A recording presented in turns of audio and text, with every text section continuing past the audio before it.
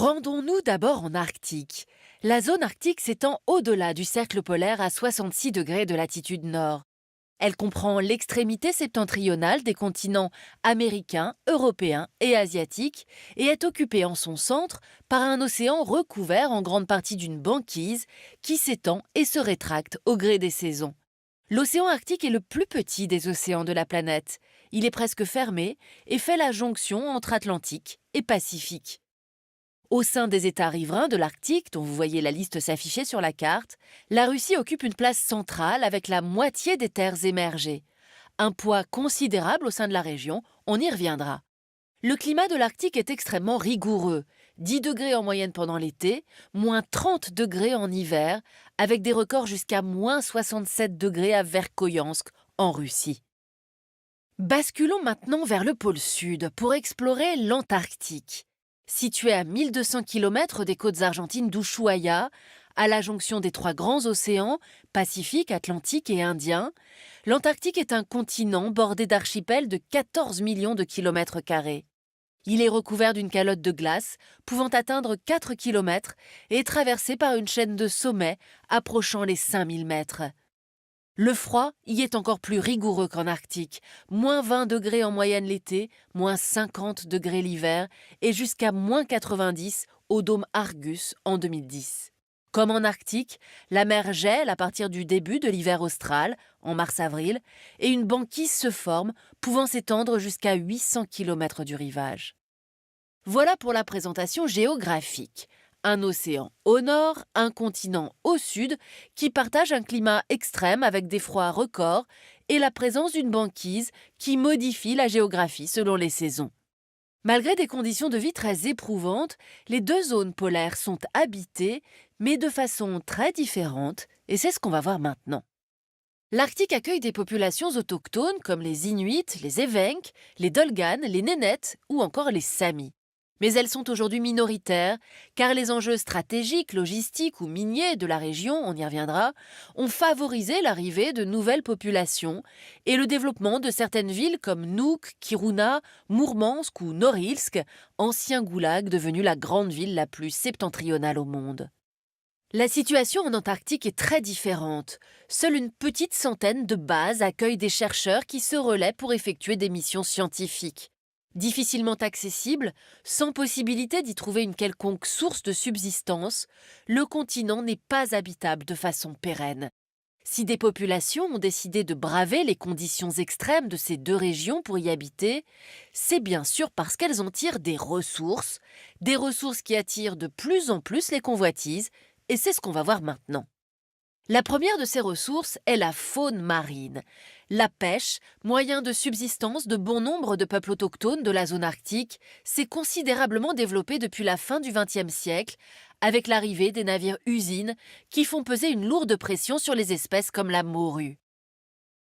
En Antarctique, ce sont les essaims de krill utilisés dans l'aquaculture qui sont menacés par la surpêche, mettant en péril l'intégralité de la chaîne alimentaire marine. Viennent ensuite les ressources minières et énergétiques du sous-sol de ces régions. Diamants, cuivre, nickel, charbon, fer, or, terres rares, pétrole, gaz et uranium. L'extraction de ces ressources entraîne de nombreux problèmes environnementaux en Arctique, mais elle est interdite en Antarctique. Car le continent et l'océan Antarctique ont le statut unique de terre et mer internationale. Ils sont dirigés par les représentants des États signataires du traité de l'Antarctique. Ces derniers sont parvenus à faire adopter en 1991, par la quasi-totalité des pays du globe, le protocole de Madrid, qui consacre la région comme une réserve naturelle consacrée à la paix et la science, et la protège contre toute exploitation minière et militaire. Mais les ambitions de pays comme la Chine et la Russie, très présents sur place avec leurs scientifiques, pourraient à terme remettre en cause cette protection, on y reviendra. À la pêche, aux minerais et aux hydrocarbures s'ajoute une autre réserve que certains voudraient considérer comme une ressource, l'eau douce. L'Arctique abrite 10% des réserves mondiales et l'Antarctique près de 80%. Viennent ensuite les ressources tirées du tourisme. 10 millions de visiteurs pour l'Arctique et un peu plus de 100 000 pour l'Antarctique pour la saison 2022-2023. Si ce tourisme est une source de revenus, il est aussi une menace pour le fragile équilibre environnemental de ces régions. Enfin, dernier point, l'intérêt logistique de l'océan Arctique. Si les deux principales routes qui le traversent sont davantage accessibles, car le réchauffement climatique réduit chaque année un peu plus la banquise, y naviguer reste excessivement dangereux même avec des brises-glaces.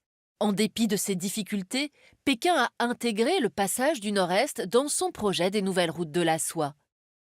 Une troisième route, dite transpolaire, intéresse également la Chine.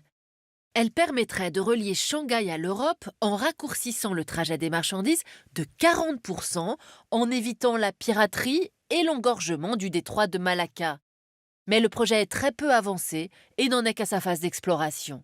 Très investi pendant la guerre froide par les Soviétiques et les Américains, puis délaissé après la chute du mur, l'Arctique se remilitarise depuis les années 2000 et plus encore en 2022 avec l'invasion de l'Ukraine. Moscou renforce ses bases, notamment celle de Severomorsk, qui abrite les 2 tiers des sous-marins russes et mène d'importantes manœuvres militaires. Les pays de l'OTAN organisent eux aussi depuis 2006 des manœuvres bisannuelles baptisées Cold Response, qui ont mobilisé 30 000 militaires en 2022. L'invasion russe de l'Ukraine a par ailleurs conduit la Finlande à adhérer à l'OTAN et la Suède devrait prochainement suivre. La situation en Antarctique est différente car son statut de territoire international interdit toute militarisation et toute nucléarisation. Seules les missions pacifiques sont autorisées. Mais comme les pays chargés de la gestion de l'Antarctique ne disposent pas de réels moyens de coercition, il leur est difficile de dissuader des pays comme la Chine d'implanter du matériel destiné à contrôler des satellites ou à mettre en œuvre des télescopes de grande puissance ayant des applications militaires, permettant entre autres d'affiner la précision des tirs de missiles. L'attitude de la Chine, son rapprochement avec la Russie et les ambitions régionales de pays comme l'Australie pourraient à terme remettre en cause les protections dont bénéficient les écosystèmes antarctiques. Mais le protocole de Madrid dispose d'importants garde-fous juridiques qui empêchent toute militarisation et exploitation sans limite, même lors de ces renégociations.